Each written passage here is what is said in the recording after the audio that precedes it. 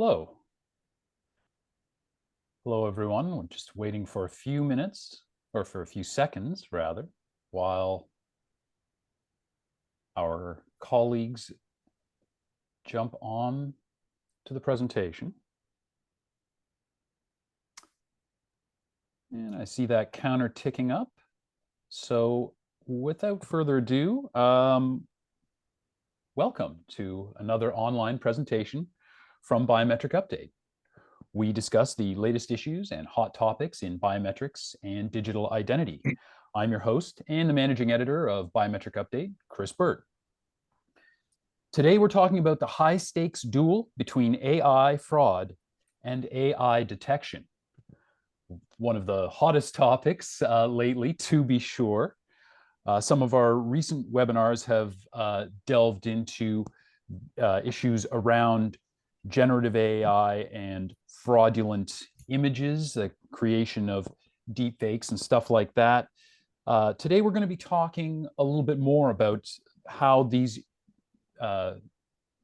tools can be used to defeat biometric or digital ID authenticity checks with presentation attacks and other kinds of fraudulent attacks, and what we can do about them. We have with us to discuss these topics a couple of experts from Authentic ID and Darwinium. Before I introduce them and bring them in, I'd just like to pass along really quickly that all of you who have registered for the call will receive an email afterwards that includes a link to a recording so you can watch the whole thing over again later. We will also be going to a Q&A portion of the presentation towards the end. So just use the Q&A function towards the bottom of your Zoom screen there.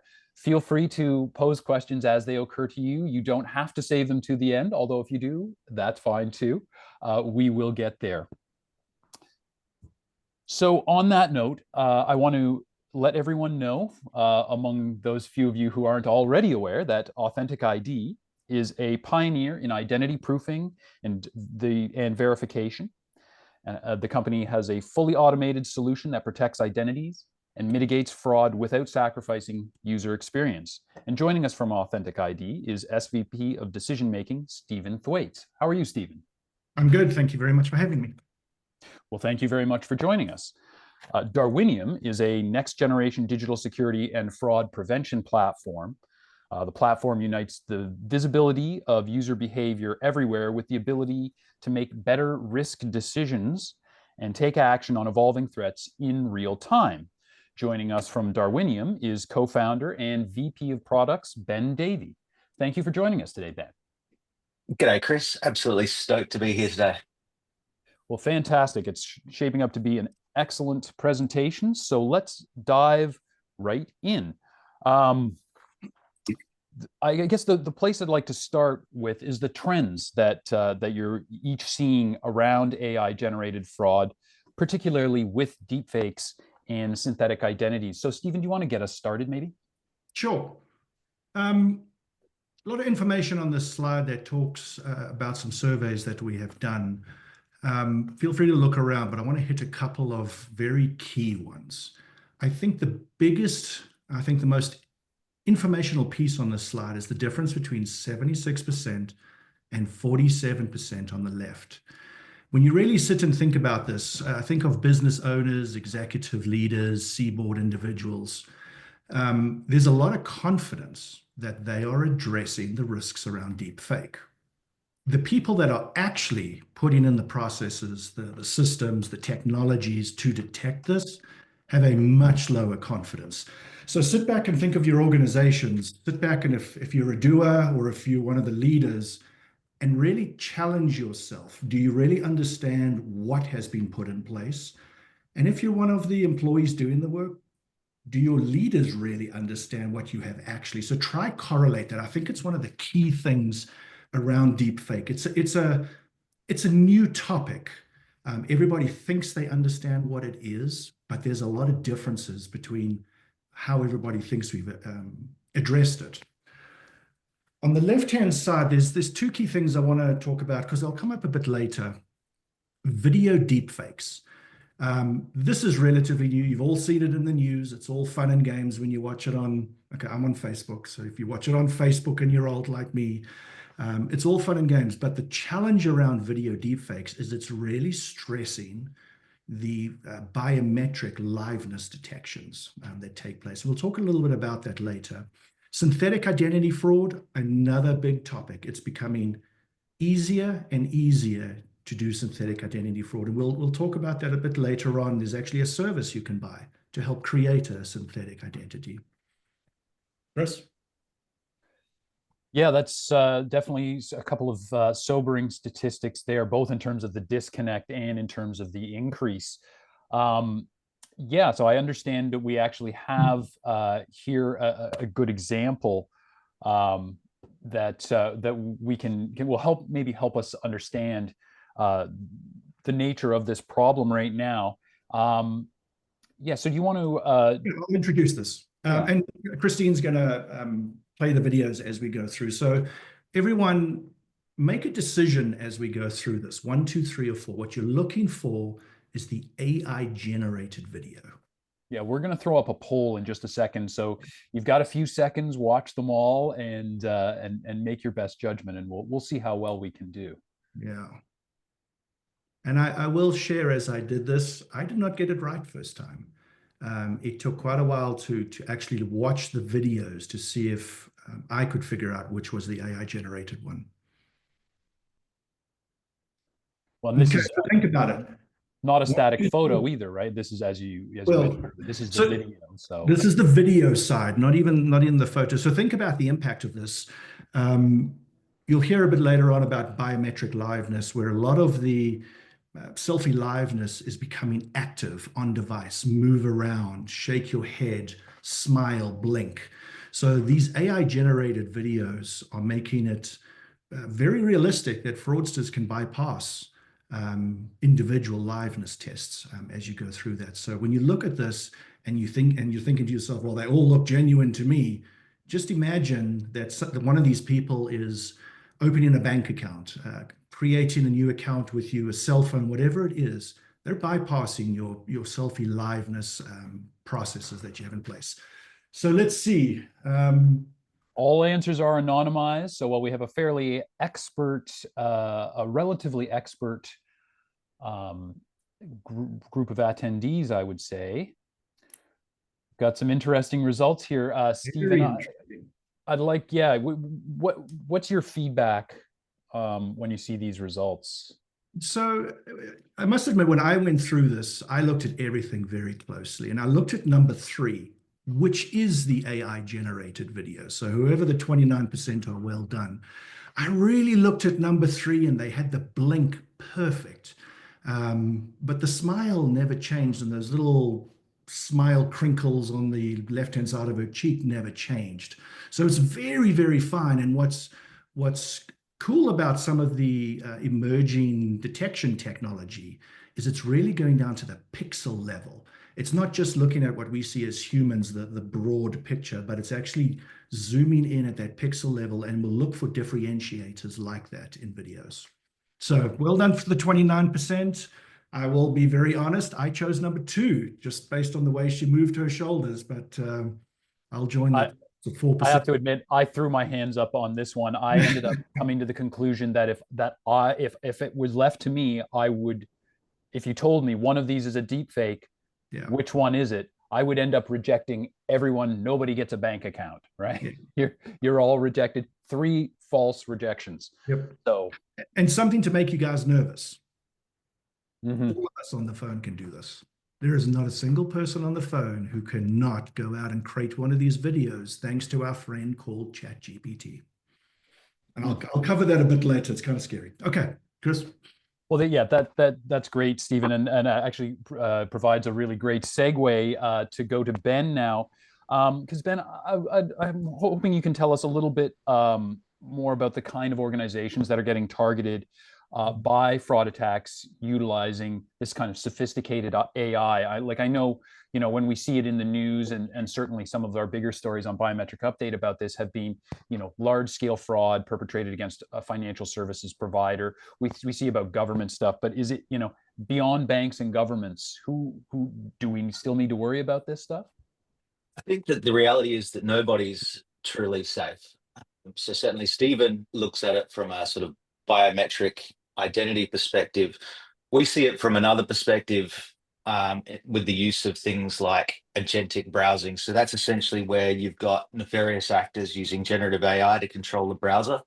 And these tools have become increasingly democratized, and they're used everywhere.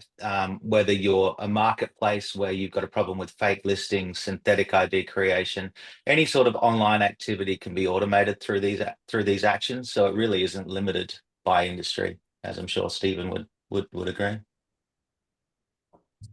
Absolutely. Another sobering point. So that the pipeline is very wide, and I guess that's just another reason to be concerned. So anywhere there's value to be extracted, bad actors will act. Absolutely. So, Stephen, what can you give us a little bit more on the tools and resources that fraudsters are using, and do you have a favorite? I have lots of favorites. So there's a lot of different tools. I think the biggest tool that everybody is learning, and I'll go back to it, is ChatGPT and the likes. And it's not that you can go into the tool and say, hey, help me create a fake, or help me create this kind of information, or help me do X, Y, Z. It's that when you don't know how to do it, you can ask it to train you and teach you how to do it. And it will take you step by step by step through the process. So just think about it. Creating fake documents used to be a very specialized industry. You had to have special skills, special technology. I could stay on the prize slide, the synthetic one. But it's becoming a lot more easier as criminal organizations are setting up software as services. So today, you can actually go buy a service that will help you create a synthetic identity. You don't have to have a synthetic identity to create a fake, but it sure as hell helps if one of the credit bureaus is going to be a data source that you are comparing your data that's coming into your, that's part of an account opening, to make sure whether it's real or synthetic or genuine, etc. So it's the skills that you need to have created this is becoming more easily learned by individuals that are the simple layman. Software as a service on synthetic identity is becoming huge, as well as on the next slide, there's software as a service for creating fake IDs. So to perpetrate the frauds, there's lots of layers that a fraudster has to go through. It might be something as simple as send me an SMS and make sure it's up my phone. But when it comes down to the ID side, they've got to present an ID with valid information, a valid face that can be confirmed against a third-party source. I got a lot of tools that I do like and that are actually available out there. One of my favorites is VerifTools, and I think we got a video a bit later on how to do it. It's so simple. We'll do the video in a second, so let's just go back to the prior one. It's a very simple process, and that's what's so simple about all of these, is they've actually become customer focused. The fraudsters are their customers. They have helplines. They have frequently asked questions. They have documents that guide you through the process. It has become so easy. On the bottom left, there's 4 images there. One of those images is real. While I talk, just have a look at them. 2 of them have been created by ChatGPT. One of them is off ID Top website. You can see on the bottom left, there's a bit of a cheat. But just have a look. I'm going to ask you at the end which one is the genuine. When you go onto the AI tools and you ask about different tools that can be used, that list down the 9 there are the different types of tools. There's a lot of tools that are open source, that are closed source, that are like on number 3, you prompt the engines with text information. You can give it an image, so if you go into Google and type in driver's license images. Take one of those images, provide it to OpenAI in one of their tool sets, and just say, hey, change the name to this, change the date of birth to this, change this to this, and it changes it and creates completely new images for you. Some of them will get through authentication systems, some of them won't. What's kind of interesting about this is the very last one, end-to-end ID as a service scripts. You can really go onto the dark web and you can buy software that will create high velocity generated IDs, whether using synthetic data, whether using genuine data, whether using just data that's been created by the fraudsters. You can go ahead and buy a lot of that and use it. And it's not rocket science to be able to use it. What that means is the criminal enterprises that sit in Lagos, sit in Singapore, that do this day in and day out, that's not who we have to worry about now. Now we have to worry about the 10-person fraud ring that's in your particular city, hitting all of your bank branches, all of your stores, etc. So before we jump over here, if you guess the bottom right hand as being the genuine, that is actually me, by the way. That's my old Georgia ID. The top two are created by ChatGPT. What's very interesting about the top two is that ChatGPT doesn't actually make perfect fakes. It will make fake documents that are actually easy to detect. But as these tools on the right-hand side start to mature, it's going to become more and more difficult to detect the difference between a genuine and an AI-generated fake. Why don't we jump to the next slide? If you haven't done this, I strongly encourage you to go play on this website. It's Veriff Tools, VERIFF Tools. And what you can see is on the left-hand side, you can choose almost any document in the world. In the middle, it's guiding you step by step. It's helping you get the structure of the data correct. And it's then creating the result on the right, which for $10, you can buy. It'll even help you create signatures. Signatures is a key way of detecting fake documents. So it guides you through creating some of the signatures, the right way to create signatures. So they've done a lot of research on the best type of documents to actually use, and then the kind of detections that companies like ourselves employ to detect fake documents. So if you haven't done that, go ahead. I wouldn't actually go buy an image off there because who knows what they're doing with your credit card once you've given it to them.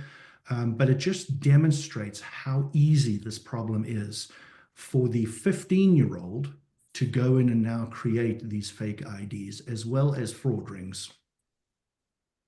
This is one of my favorites if you want to play around with it. Chris? Well, that's a very very interesting website that you found there, Stephen, and unfortunately thousands of fraudsters will have obviously found that as well. So we have this problem that is democratizing. It's proliferating, therefore it's the scale is increasing. So Ben, when malicious actors take this this content that they've created using AI and try and sort of operationalize it, use it to commit fraud, can you help us to understand what that looks like? I understand that you have a demo and you can help us to understand what it looks like, which then leads us to some insight into how we can detect it. Yeah, I think the name of the game is scale, right? So this is all about being able to do things that would have otherwise taken a various actor a long time, a lot of research to do, can now be done at volume with many people, potentially many identities, many synthetic documents, things like that. And so certainly from our side, we look at the way that it operates on the web. I'll just share my screen here. And just to give you an example. So this is interesting. And as Stephen alluded to before, this space is becoming increasingly democratized. The tool that I'm about to show you at the moment is one called Browser Use. And essentially what that is a bridge between your LLM and a browser automation suite. So essentially what is going on here is that the LLM is instructing the browser what to do.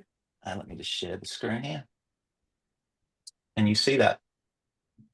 Yes. Awesome. Yeah. So essentially, the LLM is instructing the browser what to do, and that's operating. So you may have heard in the news recently, the industry has sort of consolidated around this protocol called MCP, or Model Context Protocol. And really what this is a standard means for AI to interact with the outside world, be it with a web browser, be it with a phone, be it with any sort of service that you want to have reach out to AI. And so what you see here, this is a particular fraud case where I'm going into a marketplace, and essentially what I'm instructing, this is my prompt here, I'm essentially instructing this LLM to go and do some research on some cars in the area, and then go along and create a fraudulent listing where I basically undercut the nearest price. And and then I'm trying to lure that user in. So I think what's interesting about this is a free product. It integrates with basically any LLM. So at the moment, I'm integrating this with ChatGPT, but you could integrate it with something like a jailbroken version of Olama. And what you've got there is the ability to go and trigger things like pig butchering or various scams using an app's in-app messaging system. These things are also incredibly easy to integrate with other systems. So when you're looking at a sign up where you might have, say, a CAPTCHA, you can get the browser to have an extension that has CAP solving capabilities. You can also even use your in-app imaging services. So you can tie not only the LLM, but an abundance of third-party services. Things like email verification, OTP, are all done basically just by writing a very short controller. So this is becoming increasingly easy for nefarious actors. And I just wanted to show you, this is a bit of a clear box view into what the application is actually doing. So I'm just going to speed it forward just a little bit. So you can see our prompt there, but when we actually go and kick that off, this is basically what the app is doing. So you can see that there's this feedback loop going on where it's now going in, it's starting its research cycle. And this is a bit of an indication as to what you can see. There's on the left-hand side, you can see the interactions that are going on between the browser and the LLM, how it's mapping its data.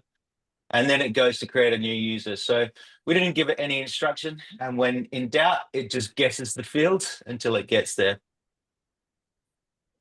So it goes in with this new synthetic account, and then it's off to go and create a new listing on the marketplace.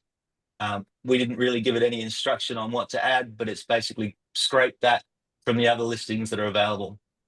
I think this is the interesting one here. You also see a CAPTCHA in place. So it's just going ahead and filling that out. And you can see it had no issues with that. So this is essentially the way that they operate. And as I mentioned, they can integrate with a variety of different tooling. So I don't know where we want to go with the conversation. I can certainly explain a little bit more about how this works. I guess the first step to defending these things is understanding how they actually work and where their pitfalls are. Or we can certainly take the conversation. You know what? Let's dig a little bit into that. And then and follow that thread a little further. Yeah. Okay, awesome. So just at a very high level, the way that these agents work is they're a little bit like a screen reader for blind people. And they've got sort of three key parts. You've got your agent, which is basically doing the orchestration. It's the thing that's plugging things together. You've got your LLM, which is essentially telling it what to do. And then you've got your browser automation suite. So this is something like Playwright, Puppeteer, anything that's able to control the browser and provide feedback to that agent. And essentially, when we're starting off, let me just go back one. You can imagine you're giving that agent a task. Let's say it's creating a synthetic identity or something similar to that.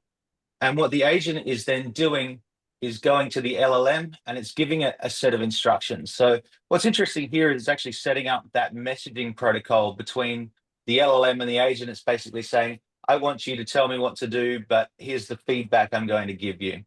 And then you have a series of directives. So what the LLM then says is it gives back a instruction saying, let's go to this particular site. This is passed through the agent through to that browser automation.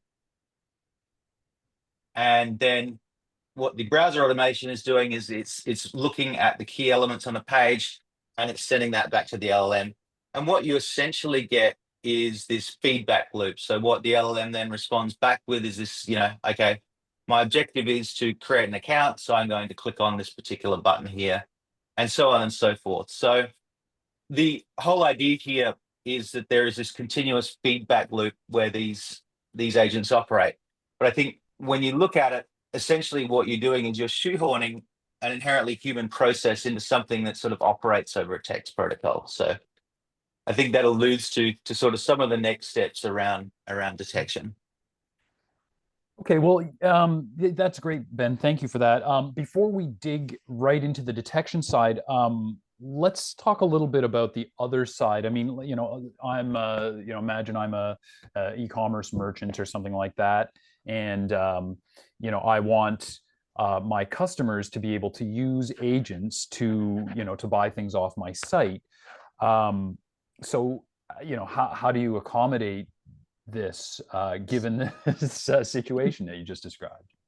Yeah, absolutely. I think the challenge for a lot of businesses is that there's not only nefarious agents that will be operating on their sites in the future, if not now.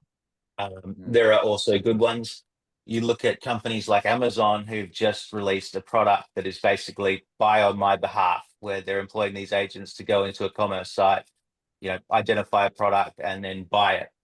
And I think really the answer to that is to understand the steps in your journey that are the sensitive ones, and to also understand the navigation through which people transition through those journeys. So if you're a bank, for example, someone's regular behavior might be to log in and look at their account balance. But let's say one day this user logs in and makes an absolute beeline to a beneficiary. Understanding those transitions, what is the probability that I should be here? Those are all mechanisms that will enable us to both accommodate good and bad agents for the most part. But it is going to be a struggle, I can assure you that. Interesting. We're turning to behavior in that case in order to, to evaluate an action that, as we've seen, a traditional face biometric match is not necessarily going to be any help with. But Stephen, let's go back to you for a minute, and maybe you could get us going on what that same merchant can do, while they're accommodating those, legitimate and authentic, purchasing agents. For some customers, they have to stop fraud committed by malicious actors, agents. So what do you recommend they do? So we actually see the downstream impact of what Ben has just shown. So if you think about it, we've been talking about AI generated documents, right? So you've got an AI generated fake. So what? It's digital. It's a JPEG. It's not a physical ID that you can pick up and go to the bank with and show the bank, here's my ID. So in the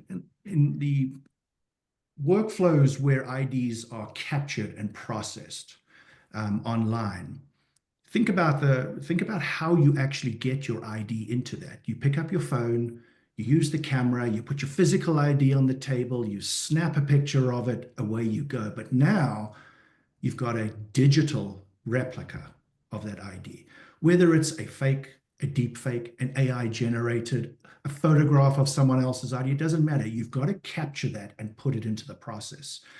And there's three ways that we see that getting done. And this is where the battle between us and the fraudsters really starts to happen. You can take your fake ID, like the one on the screen here, point your camera at that North Carolina ID, snap it, and submit it. Well, there's algorithms that run that say, am I from a digital screen? You could print this whole slide to paper, capture it, but there's algorithms that look at paper. What's interesting about what Ben has just gone through, and it opens, this is where it's going to open up for the AI generated, is that facilitates injection attacks. So an injection attack, for those that don't know, is when you pick up your phone to capture an ID as part of an account onboarding, for example, there's an app that you're actually going into. You're navigating through a screen, and most of these apps now run in browsers. So using what Ben has just shown and these browser-based capture apps allows for injection attacks. It basically means I'm not even going to display the ID on paper, digital, physically. I'm just going to take the JPEG representation of it and put it into the process behind the doors. And that's becoming one of the biggest topics that we're battling with right now, these injection attacks, because it's merging the ease of what Ben has just shown and the ease of creating AI fakes and facilitating the submission of these in high velocity. So counterfeit detection, it's actually, everyone's heard this, it's all in layers, right? It's all an onion, and you peel one back and you peel one back. But it truly is. Detection is actually in a couple of different phases. There's what you see on the left. It's basically the assessment of the ID. AI makes mistakes. I don't know if you know that. One of the things about AI is sometimes they are too perfect, and too perfect is not what the DMV or the government that's issuing your passport is. They make, the quality is sometimes not good, but AI is absolutely perfect. Well, that's a way to detect it. You can look at signatures. Are they computer generated? Are they human? You look at text.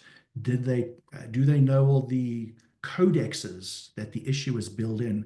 I don't know if you know, but if each of you look at your passport or your driver's license, look at the numbers, look at the document number, look on the bottom of the document discriminator. There is actually codexes built into that.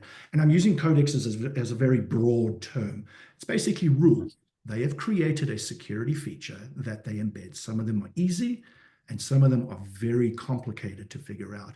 But these are the detection methods that are used to detect, is it a fake, call it a deep fake, call it an AI generated, whatever you call it is. Have they made a mistake? So that's the left-hand side. And then think about that capture side that I've said. How did they submit that in? Digital and paper has been around for a very long time. It's a very mature way of stopping fake submissions like this. The injections really is where it's starting to take place. And what's interesting about injection is there's a multitude of ways to actually do it. You can do it by the behavior of the person while they're actually capturing it. You can look at the device forensics that they've got. You can also look at the images that they're submitting to see, were they actually captured with a camera, or have they been created and never captured with a camera? The key thing that all of you should just keep in mind, there's no one-stop shop for this. You've really got to build out the layers of how you detect fraud coming into your organization. You've got to look at, are we going to rely on data aggregators that take the data off IDs and compare it to 400 different sources of data? Do you rely on people like ourselves that look at the information, the ID itself, that do facial matching, capture a selfie, match it up to the ID? Processes like that involve more than one step make it more difficult for fraudsters to get through. Doesn't mean you stop all of them. It just makes it extremely difficult. What I liked about Chris's, I don't know if you noticed this, anyone, but on his very first slide that introduces this panel, he put AI fraud versus AI detection. When I read that, what that means to me is right now the fraudsters are winning. They're ahead of the detectors because of the introduction of all of this AI. So there's a lot of backwards and forwards that actually happens. And what a lot of organizations like ourselves do is we put all these layers in. You've got to have you've got to have the right rules on the ID, the right method of submission. Capturing selfies and doing biometric analysis is very key. Number 5 there on the right, the 1 through 6 on the right are a lot of the techniques used to stop fraud. Number 5 is becoming one of the biggest topics right now, pixel level analysis. So if you imagine on that photo on the right there's a gazillion number of little pixels that make up that. Well, now it's because of AI is able to generate such good quality fakes. A lot of the algorithms being developed are really at that pixel level. Are the pixels in the right place? Are they associated with their neighbors correctly? Are they obscured in any particular way? There's a lot of solutions, I'm not selling ourselves, but a lot of solutions that we are working with that actually have to get down to that pixel level because we're really working against these high quality fakes that are being created. So have a look at that list on the right. Do a little checkbox for your own organization. Pick your high risk workflow, account opening, whatever it is. Are you doing any of these things on the right? And if anybody can describe symbology analysis to me afterwards in the chat, I'd be very happy to send you a gift card. A lot of things that you can do, but the key is you can't pick one of those and it solves the problem. It's a multiple combination of those in the right order that helps you solve the underlying challenge of the fraud. Chris? Yeah, very good, Stephen. That's again sobering, but there's some positives we can take from what you just said there too. And I'd like to highlight or kind of reiterate the point that you just made about injection attacks leaving signs, right? So when we think about liveness or presentation attack detection, we think about different indications that there is a fake or a manipulated piece of content. And I think when a lot of us first became familiar with deepfakes, we were told things like, check if the number of fingers changes during the video or something like that. This is not how injection attack works, right? There's a difference. That's a presentation attack detection style analysis. Whereas what you're talking about is that these different signs, whether it was ingested with a camera or not, the behavior, all these different things still provide indications that you can make use of. They're just different ones that you have to separately put in place, right? Yeah. So replay attacks, think of replay as I'm showing something up, I'm taking a picture of what I'm showing and I'm submitting it. So a digital replay is taking a picture of North Carolina there. A paper replica attack is printing it out, capturing it. So a lot of that replay is you've got something. Injection is you don't really have something on a screen or something on a piece of paper. The technical way is you basically take the JPEG image, you convert it to a base 64 string of characters. It just represents, those characters represent the image that you're submitting. The fraudster probably doesn't even see that particular JPEG. They're using technology to submit that right into, when you're using your camera, when using your phone and the application to capture that photo, it takes that and puts it into an API call. Basically, a technical term says it takes it from your phone, sends it to the server. What the fraudster is actually doing is they're bypassing the capture camera side of it. And they're inserting that JPEG that they purchased or created, and they're pushing it right into that API submission. So that they're bypassing your typical controls on presentation attacks. Controls that you use for presentation attack. For those that you've ever used a piece of software where you've submitted your ID and you're taking a selfie and they get you to move around left to right, smile, blink, that's active liveness. They can bypass that by doing these types of injections. The key that injection is not just using technology like Ben has shown, where you can program it to go through it step by step, clicking the right buttons and injecting it. Virtual camera apps is becoming a huge thing. This is one of the interesting ones. It's kind of like for the mom and pop shop where you're not doing high velocity fraud, but you're trying to replicate what the actual iPhone camera is doing, but you're sitting at your desktop typing on your desktop. So where technology providers like us are expecting you to pick up your phone and capture it with that, they are simulating that they've got an Android, an iPhone 13, an iPhone 16. They're simulating the ability to move your face from side to side. They could take a static photo, static selfie, and move that side to side using the right depth. So there's a lot of different ways that injections are done. It's done at that base 64-bit level. It's done using these virtual cameras. The key, though, is what we have discovered and continue to invest time and resources into is the simple side. They leave little breadcrumbs. So when an image is captured with a phone, there's certain characteristics about that. There's certain information about the camera, about the browser. There's certain XMP type data that gets stamped, not to be confused with EXIF, because that's also there. There's little things that happen during that capture that many of us don't even know. When you pick up your iPhone and you take a landscape picture, all of that detail is captured around the image. If they don't clean that properly, that comes through and that gets analyzed to say, well, this shouldn't be there, or this should be there, or it should be this way, or it should be that way. What's becoming the more sophisticated look, as I spoke a bit earlier on the last slide about pixel level analysis,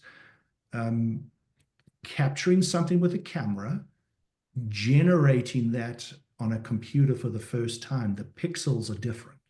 So I'm using that very loosely, but if you start to look at that very detailed pixel level, you'll start to notice differences between, hey, I originated through a camera as part of the workflow, as opposed to I originated from a website and was injected into the process. So what we're seeing is that simple breadcrumbs is really 2024. 2025 is starting to use machine learning, looking at the visual side of it, looking at the pixels, looking for differences that should or should not be there, looking for watermarks that should or should not be there. So there's a lot of new exciting stuff that's going to come out in 2025 because, quite frankly, the fraudsters are doing really well. They have figured out how to create these AI and get it into the processes. And that's why that very first slide, I feel a little bit like the detection companies are slightly behind on this word injection, but we're fast and furiously catching up. Yeah, absolutely. And yeah, I mean, I can't take too much credit for that personally. I think that was your colleague Christine was involved. I think took the lead on that decision because I mean we're seeing it, right? You're seeing it in your data. Customers coming to you and saying, you know, we need to stop more fraud from coming in, and then you know you can look at the records that they have and say, I imagine you've had the experience of saying, are you sure you don't already have some fraudsters who have come through the front door, kind of thing, right? Mm-hmm. I hope there's no fraudsters listening on this call. I hope yeah, a good honest person takes notes. Yeah. So before we move on, that's really you know key point that there are signs, you know, there are signs that we can turn to, those breadcrumbs, and the, you know, we have to look for smaller breadcrumbs, I guess, as things get more sophisticated. But Ben, do you want to you have anything to add there on the injection attack topic before we move on? Yeah, I mean, I just speak of it from the agentic side, as Stephen alluded. Everything leaves a breadcrumb. You know, when you're looking at the way that these agents are controlling things, you're essentially trying to shoehorn what's essentially a text protocol into something that performs actions. And so there's a lot of behavior that you can garner from that, even down to the propagation delay. You know, this thing is essentially this feedback loop, and you've got these propagation delays between what we're seeing, then you know, between the LLM and the agent, and those are all giveaways. These things are also they're interesting because you can tell an LLM to act like a human, but at the moment the protocol currently inhibits it from doing it. I caveat that pretty heavily because what's going to happen, or if it hasn't already happened, is that people are going to beef up the browser automation to make it behave more human. So where the out-of-the-box solution that you find on GitHub is just doing, form fields that have got no timing on them, someone's probably swapped it over with something like open bullets, type like a human. That's it's kind of inevitable, right? But there are still always breadcrumbs here that you can work from. So a little good news, a little bad news. And I mean, as you say, like we've already seen the, sort of the equivalent of that step on the LLM side, right? Where people have jailbroken these things or manipulated them in one way or another so that, sure, we have measures in place so they can't be used for fraud. Those measures are not working. So, so here we are, right? Absolutely. Always a game of cat and mouse. For sure. And we're at the 3/4 hour now, so I would like to invite everyone listening along to direct your questions to Stephen and Ben. Questions about injection attacks, questions about how agents are used in fraud, and any related topic that we've been discussing so far. And while we wait for our friends to type out their questions, I want to come back to you, Ben, for a second. Just something you just mentioned about the speed and the time delay, right? Or how the duration between steps can be an indicator that you can use. Right.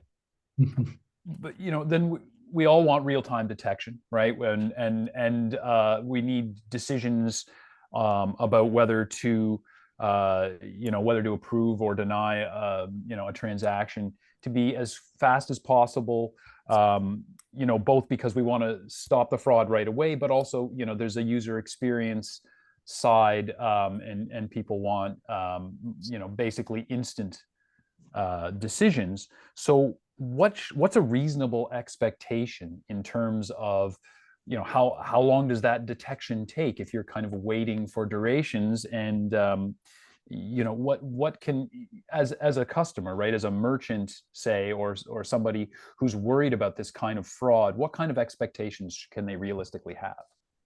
So I think the good news is that this can be discovered in real time if you've got the right mechanisms in the right places at the right time.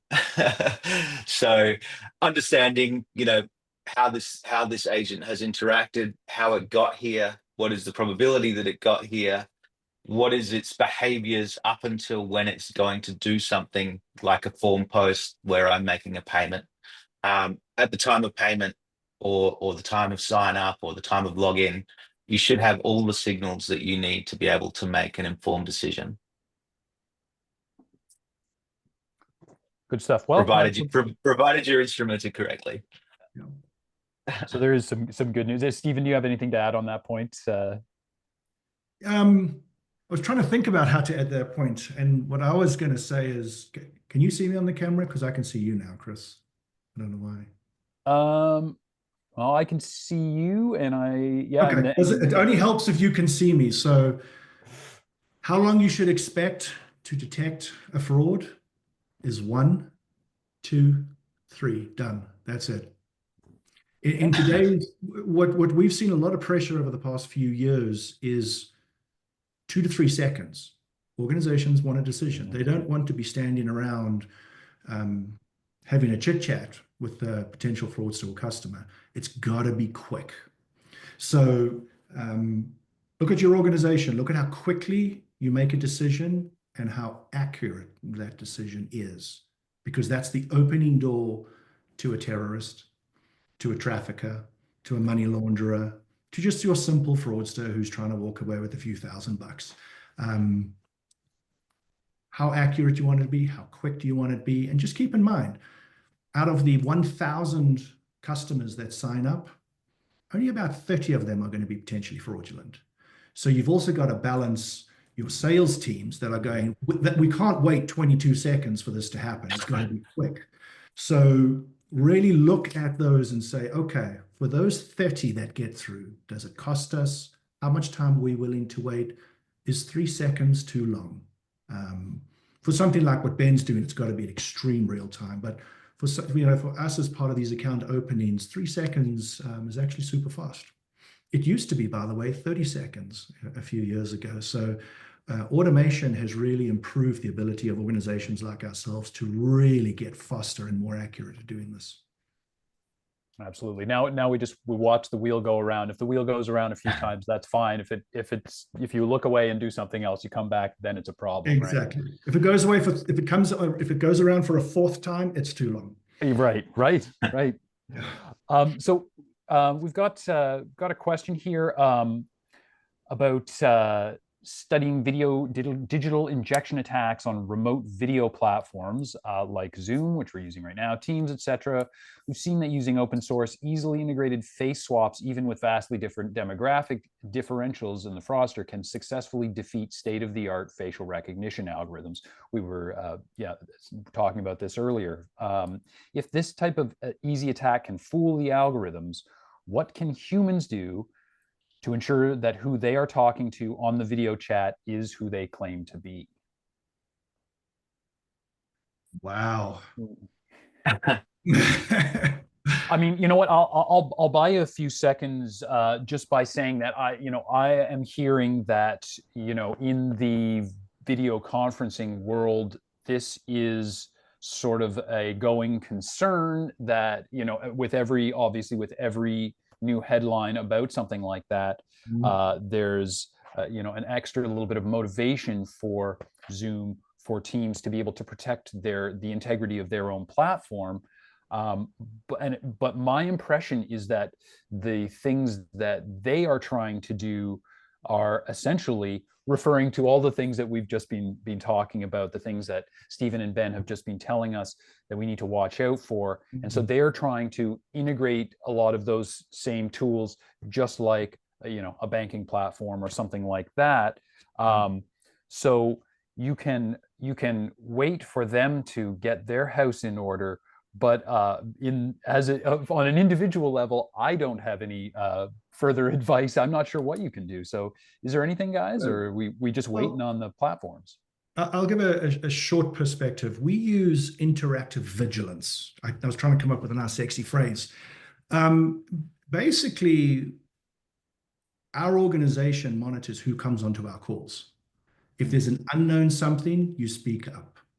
When videos are on, is that video interacting with you relevant to what you're actually talking about, or is there a delay in that video as it works through how to respond using words, etc.? So our organization uses that. I'm sure there's technologies out there that are being developed to help with this, but a lot of this comes down to the human side of it. Conference calls like this, you have absolutely no idea. There's 200 and something people on this call. But within your organization, or you're talking to a customer, you know who's supposed to be on that call. You know who's registered. You know who the email addresses the URLs went out to.